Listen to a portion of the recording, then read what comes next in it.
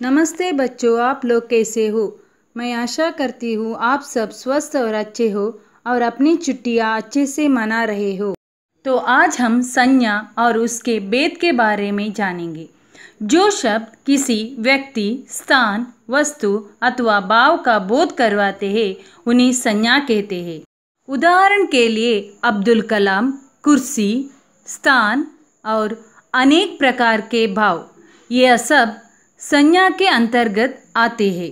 संज्ञा के मुख्य रूप से 3 भेद हैं: व्यक्तिवाचक संज्ञा, जातिवाचक संज्ञा, भाववाचक संज्ञा। तो इस प्रकार से हम सबसे पहले व्यक्तिवाचक संज्ञा की, फिर जातिवाचक संज्ञा और उसके उपरांत भाववाचक संज्ञा के बारे में चर्चा करेंगे। तो आइए सबसे पहले हम चलते हैं व्यक्तिवाचक संज्ञा पर। व्यक्तिवाचक संज्ञा यानी प्रॉपर नाउन, जिस संज्ञा शब्द से किसी एक विशेष व्यक्ति, स्थान या वस्तु का बोध हो उसे व्यक्तिवाचक संज्ञा कहते हैं। जैसे कोलकाता, सरोजिनी नायडू, ताजमहल, कुरान शरीफ, रामायण आदि। इस चित्र को देख लीजिए। यह पहला चित्र सरोजिनी नायडू का है। यह एक विशेष महिला है, इसलिए यहाँ पर ये व्यक्तिवाचक संज्ञा है। ताजमहल एक प्रसिद्ध विशेष स्मारक है, इसलिए ताजमहल व्यक्तिवाचक संज्ञा है। कुरान और रामायण एक प्रसिद्ध ग्रंथ है, इसलिए यह व्यक्तिवाचक संज्ञा में आता है। संज्ञा का दूसरा भेद जातिवाचक संज्ञा यानी कॉमन नाउन, जिस संज्ञा शब्द से किसी जाति का बोध हो उसे जातिवाचक संज्ञा कहते हैं। यहाँ पर किसी एक विशेष व्यक्ति का बोध ना करके उसके संपूर्ण जाति का बोध कराते हैं, उसे जातिवाचक संज्ञा कहते हैं। जैसे फूल, मछली, शहर, नदी आदि। इन चित्रों को देखिए। यहाँ पर केवल एक विशेष फूल के बारे में नहीं बताया गया है, केवल फूल शब्द से संपूर्ण जाति का पता चल रहा है। मछली एक शब्द है, यहाँ पर भी संपूर्ण जाति के बारे में पता चल रहा है। यहाँ पर नदी का चित्र है, कौन सी नदी है इसके बारे में नहीं दिया गया है, इसलिए यह जातिवाचक संज्ञा है। इस चित्र शहर का है, किसी एक शहर के बारे में न बताकर पूरे शहरों के बारे में बताया गया है, इसलिए शहर जातिवाचक संज्ञा कहलाता है। संज्ञा का तीसरा भेद है भाववाचक संज्ञा यानी एब्स्ट्रैक्ट नाउन। आइए अब हम इसके बारे में जानकारी प्राप्त करेंगे।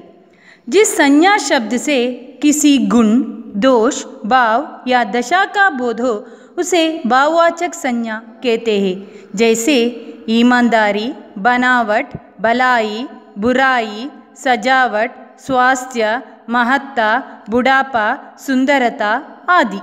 यहाँ पर बुढ़ापा अवस्था को दिखाता है, इसलिए यह भाववाचक संज्ञा है। भलाई गुण को दिखाता है, इसलिए यह भाववाचक संज्ञा के 2 अन्य भेद भी माने जाते हैं। इसे जातिवाचक संज्ञा का भेद भी कहा जाता है। आइए इसके बारे में हम चर्चा करेंगे। पहला समूहवाचक संज्ञा, दूसरा द्रव्यवाचक संज्ञा।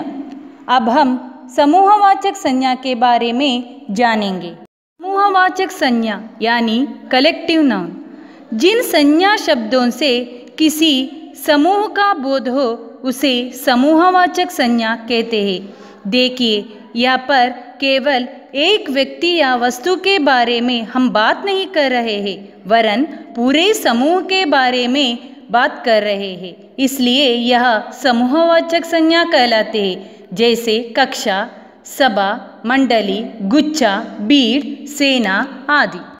इस चित्र को देखिए। यहाँ पर केवल एक फूल नहीं बल्कि फूलों का समूह है। दूसरा चित्र को देखिए। यहाँ पर केवल एक शेर नहीं बल्कि शेरों का समूह है।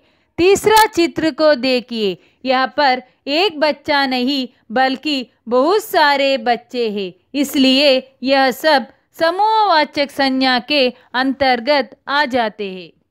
द्रव्यवाचक संज्ञा यानी मेटीरियल नाउन, जिन शब्दों से किसी धातु, अनाज, ठोस या तरल पदार्थों का बोध हो उसे द्रव्यवाचक संज्ञा कहते हैं।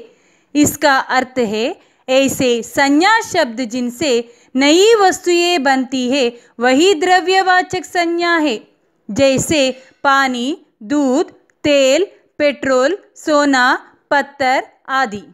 इन चित्रों को देखिए, यह सब द्रव्यवाचक संज्ञा के अंतर्गत आ जाती है।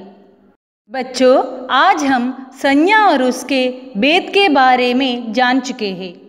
तो अब मैं आपको गृह कार्य देती हूँ, उसे कीजिए। 1. जातिवाचक संज्ञा के बारे में लिखकर 3 उदाहरण दीजिए। 2.